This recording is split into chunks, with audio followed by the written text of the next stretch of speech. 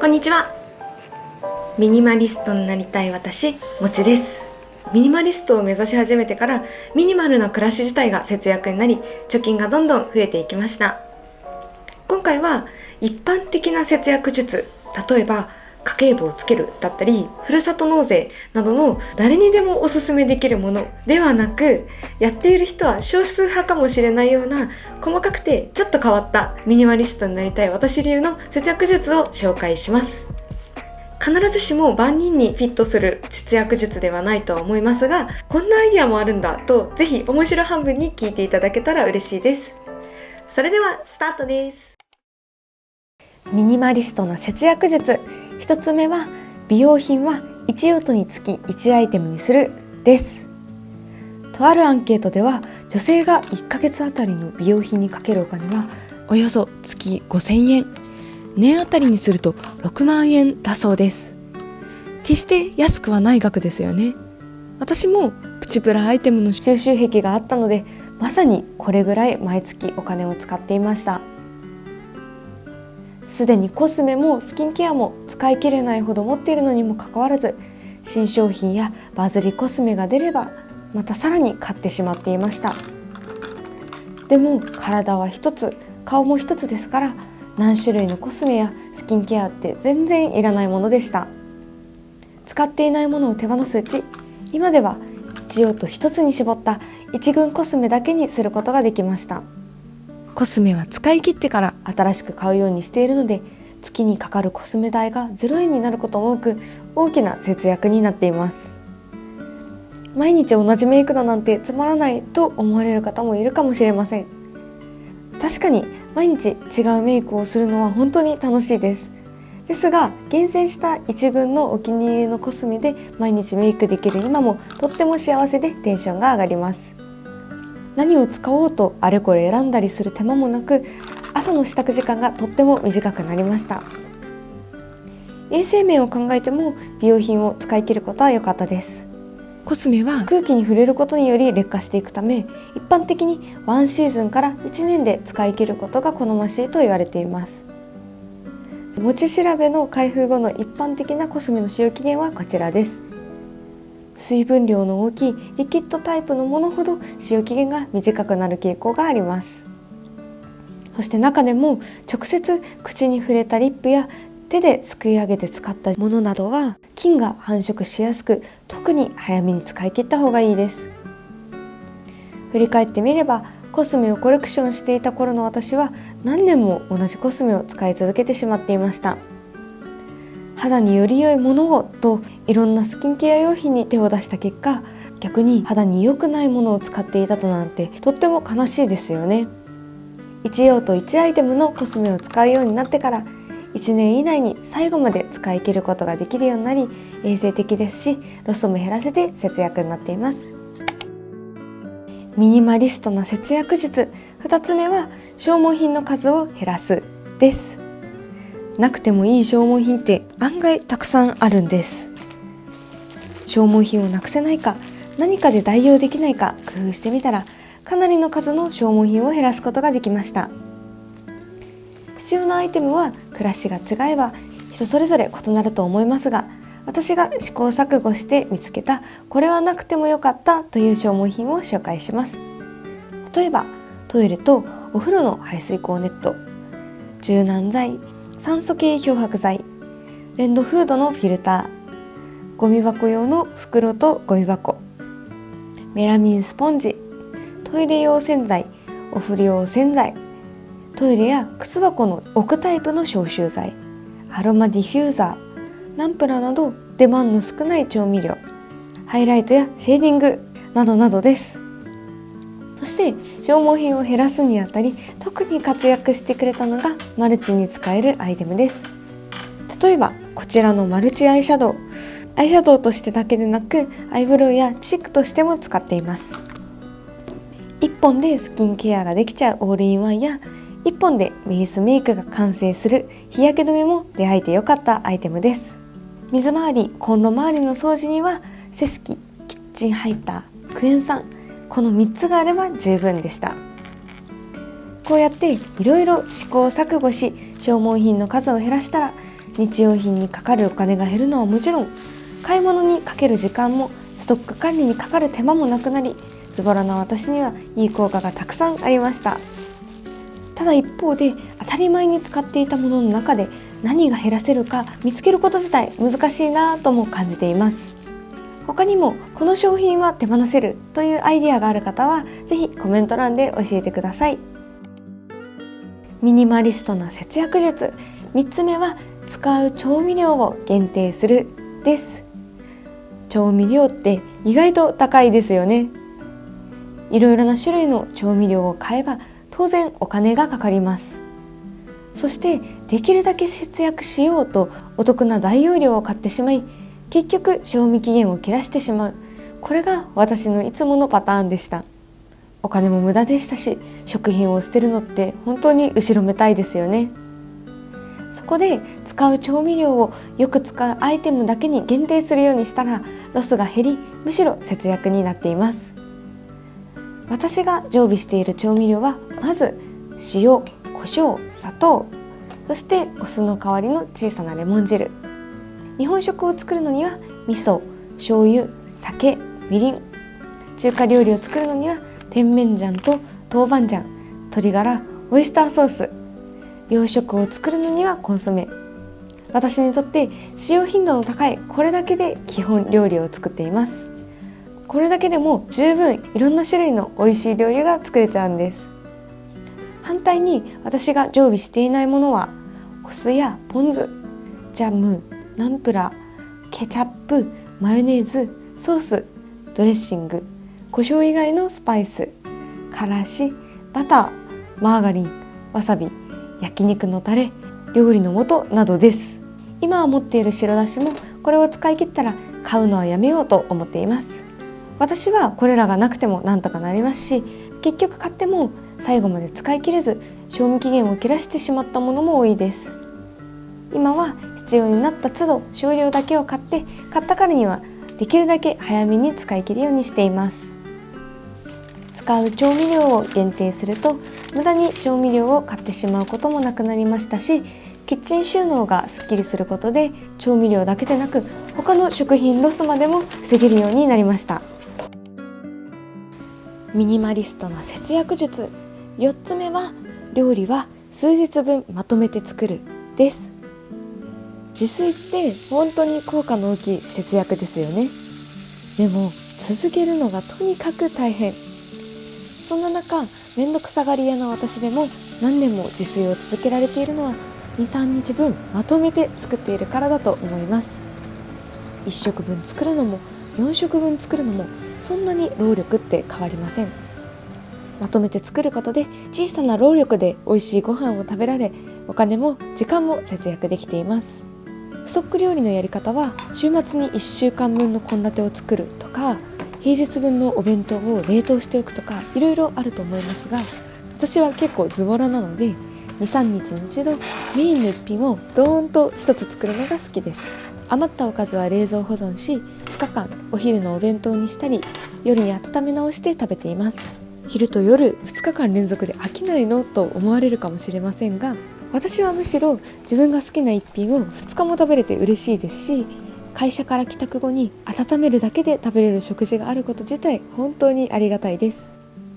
一人暮らしだからこそできる技かもしれませんが、まとめて料理を作ることは節約への効果絶大でした。ミニマリストな節約術、5つ目は旬の野菜や安い野菜を買うです。野菜って季節によって値段が全然違いますよね。旬の野菜って本当に安くて半額ぐらいの値段で買えちゃったりします。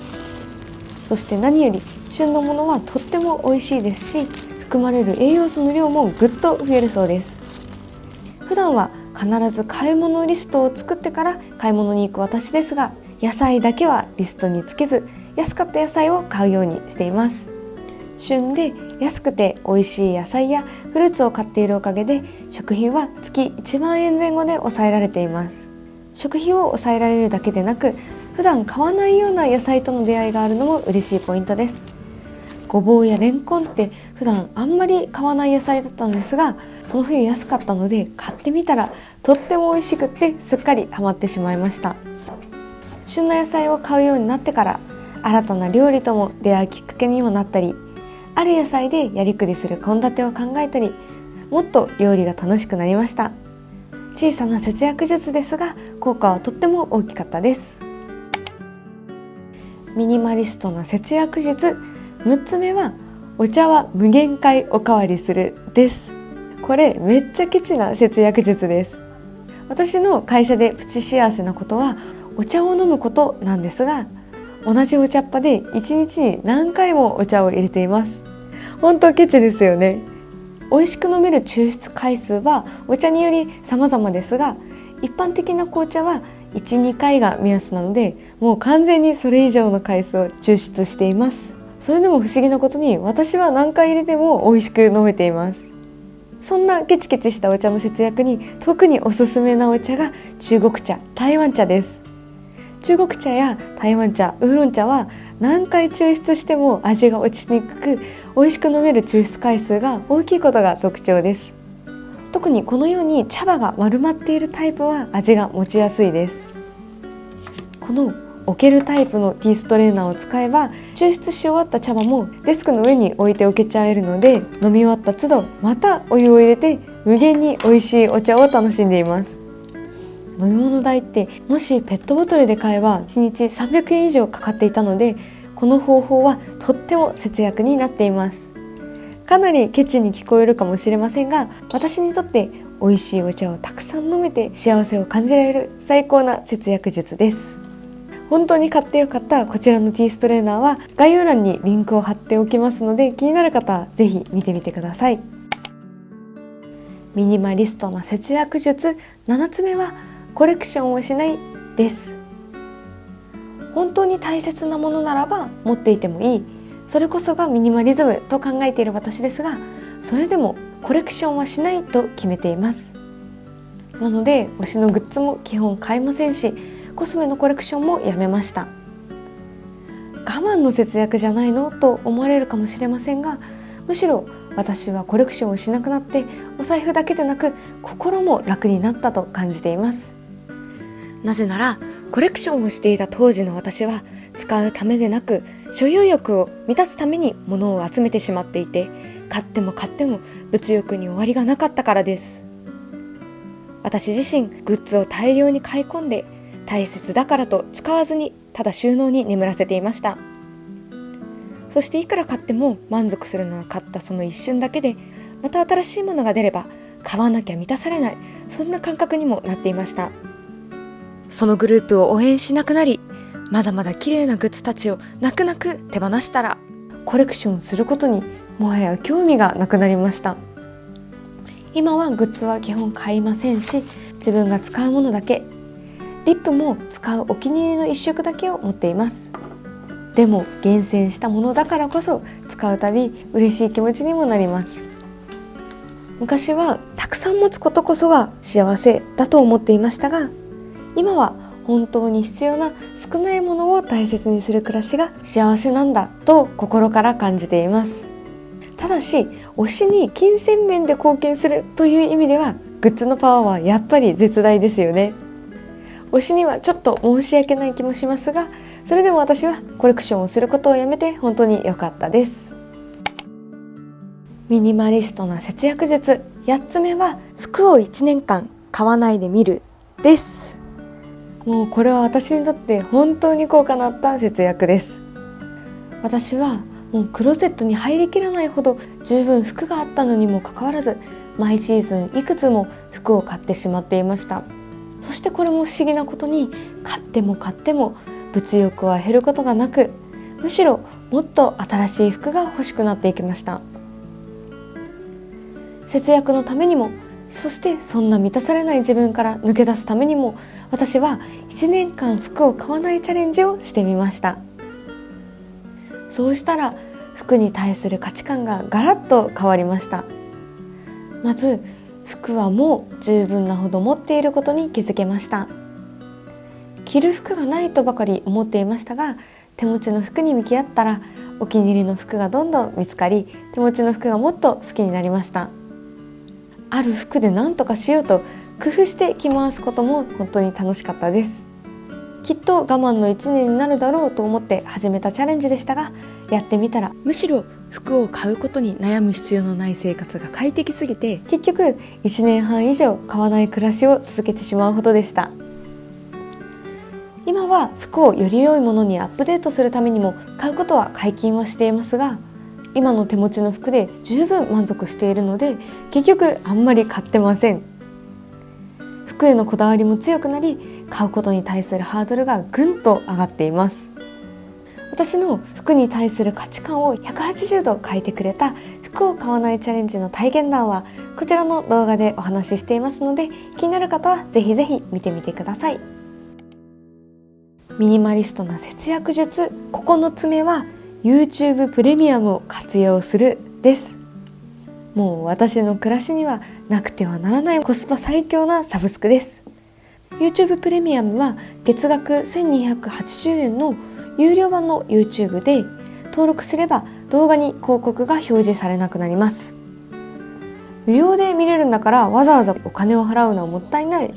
無料版で使うことの方が節約じゃないのと思われるかもしれません。でも使ってみたら結果的にこの有料版が私にとって節約につながるアイテムだったんです。その理由一つ目が娯楽にも勉強にも使えるマルチなツールという点です。 YouTube って本当に便利なんですよね。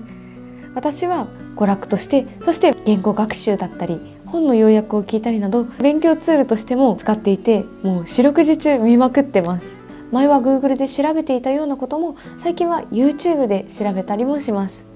文字で見るより本当に分かりやすくていいんですよね。娯楽費、教材費、書籍費が YouTube プレミアムでカバーできているって考えたらとってもコスパがいいと思っています。2つ目の理由は広告に時間を奪われなくなるという点です。 YouTube を投稿している私が言うのもなんですが、 YouTube の一番の敵は広告と思っています。 YouTube を見る時間って仕事と家事を終えてようやくできた貴重なほんの1時間ぐらいの自分の時間だったりすると思うんです。もしくは家事をしながら聞いている方も多いと思います。そんなやっと捻出した貴重な時間に広告を見るなんて、自分の時間がなんだかもったいないなと感じていました。それに動画の良し悪しって実は最初の10秒でわかると言われているんですよね。実際私もちょっと再生してみたら期待していたものと違ってすぐ見るのをやめるなんて日常茶飯事です。なので動画の良し悪しがわかる最初の10秒を広告抜きで見られるってものすごく効率的なんです。時間は人生そのものですから、自分の時間こそ一番に大切にしたいですよね。 YouTube プレミアムのいいところはまだまだあります。例えば動画を表示せずに音声だけで聞けるバックグラウンド再生ができたり、動画のダウンロードもできる点です。外出時の通信量を抑えるので、これも節約につながっています。あとは YouTube ミュージックを使えるようになる点です。おかげで Spotify や Apple Music はもう不要になりました。音楽を聴いている途中でミュージックビデオに切り替えできるのも YouTube ならではの本当に面白い機能で大好きです。使い方は無限大な超おすすめ節約アイテムの YouTube プレミアム。初月無料で使えるのでぜひぜひ一度試してみてください。ただし Apple のアプリから登録すると月額1680円と400円も高くなってしまいますので、必ずブラウザから登録してくださいね。ミニマリストの節約術10個目は作る趣味を楽しむです。これが私の人生の生き方そのものを変えるほど威力があった節約術でした。昔の私は休みの日、時間さえあればウィンドウショッピングをしたり、テーマパークに行ったり、映画に行ったり、カフェ巡りをしたり、外食をしたり、こんな風にお金を使って何かをゲットする、そんな時間の使い方しか知りませんでした。こんな余暇の使い方が決して悪いわけではありません。ですが余暇時間をお金を消費する過ごし方だけでなく、自分で何かを作り出す趣味をするように心がけたらとっても節約になりました。そして何より人生の満足度もすごく高まったんです。何かを自分で作る趣味、と聞くとなんか難しそうと思われるかもしれませんが、そんなことは全然なくて、料理をしたりお菓子を作ったり写真を撮ったりと本当に様々です。キャンプとかバーベキューも美味しいご飯や外でも寝れる環境づくりという価値があるものが生み出されてますよね。とにかく何か自分でやってみること、これが私が考える作り出す趣味です。このような趣味のいいところは何といっても価値が生まれる点です。自炊して美味しいご飯が手に入ったのような物質的な価値はもちろんですが、それだけでなくって何かを作り出すこと自体がとって面白く、思い出としても残るんですよね。お金を払ってもらうものやサービスとは比べ物にならないぐらい満足感と達成感でいっぱいになるんです。私も実際セルフでヘアカットしたり DIY したりといろいろやってみました。セルフカットしたら美容院代が浮いた上に自分のお気に入りのヘアスタイルが手に入りました。後ろの髪の毛が全然見えなくてうまく切れなかったのもいい思い出です。 DIY で天板の色合いを変えたり、ローテーブルからハイテーブルへリメイクしたこの机はより気に入るデザインになりました。自分で作った分少々の失敗は思い出です。むしろ愛着が湧きました。作り出す趣味は物やサービスに頼らずとも自分の力で自分の人生を楽しませられる、そんな最強の節約スキルだと思っています。さらに誰かを喜ばせるパワーも秘めています。料理を母と祖母に振る舞ってあげたらとっても喜んでくれましたし、私までも嬉しい気持ちになりました。何か作るだけでも十分最高ですが、もし誰かを喜ばせられたらもっと最高ですよね。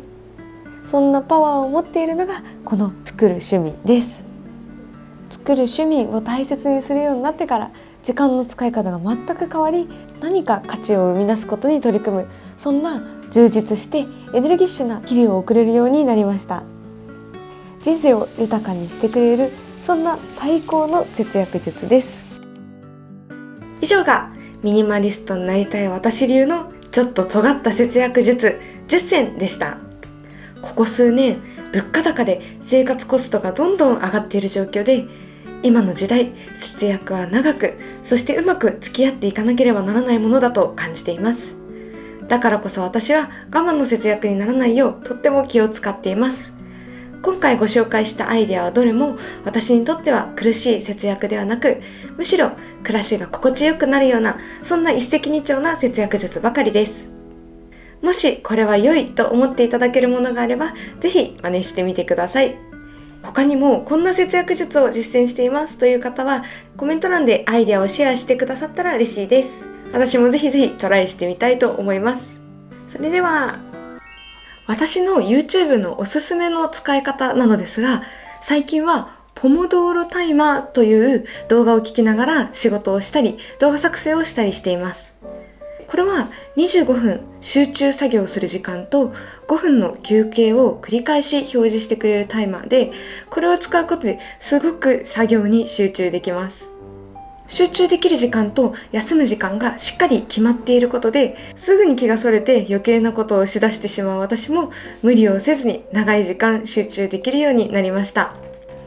音楽もすごく心地が良くて自然と作業に没頭してしまいます。何か勉強されている方、作業に集中したい方に特におすすめの動画です。気になる方はぜひ使ってみてください。